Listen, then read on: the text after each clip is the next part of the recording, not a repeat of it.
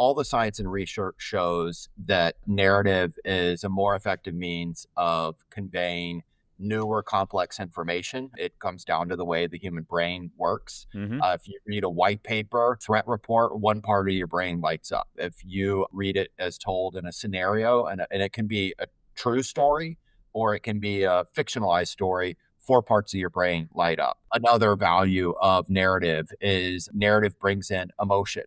And while we like to think that all decisions are made by cold logic and facts, Yep. that's just not the case. It's not the case in voting behavior. It's not the case in whether you buy a used car.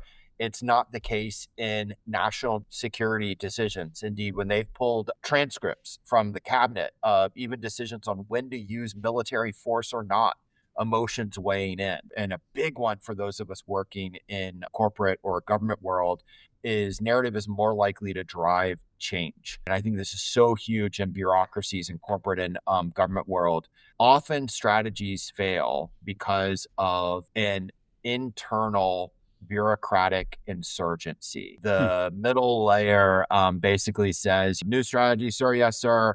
And then, walks away and is like, yeah, we're not Hmm. implementing that. And even sometimes sabotages it. Yeah. And the reason it actually comes down again to story, it's because that layer either doesn't see themselves as a character in the story of change, or worse, they're like, yeah, I'm a character in the story. I'm the victim. And so if you don't change that, they will sabotage it. And so Hmm. all that coming together are the wonky reasons for why we've used what we call useful fiction, which is, taking nonfiction and wrapping it within narrative. If I say to you, hey, I've got this incredible 30-page explainer on what quantum technology means for cyber. I'm giving you real world Hmm. example. If you are, either a leader who's busy or you're a student at Auburn, you go, oh, oh.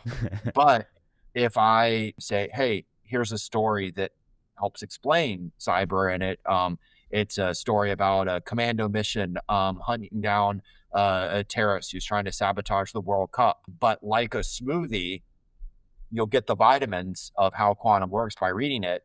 Which one are you going to choose? And that's really what we're after with this useful fiction approach. So we've been doing some of these on cyber, which has just been phenomenal because I think I'll end here by saying people think of cyber as highly technical, and it Hmm. is, Hmm. but the importance of story is to find the human side of it.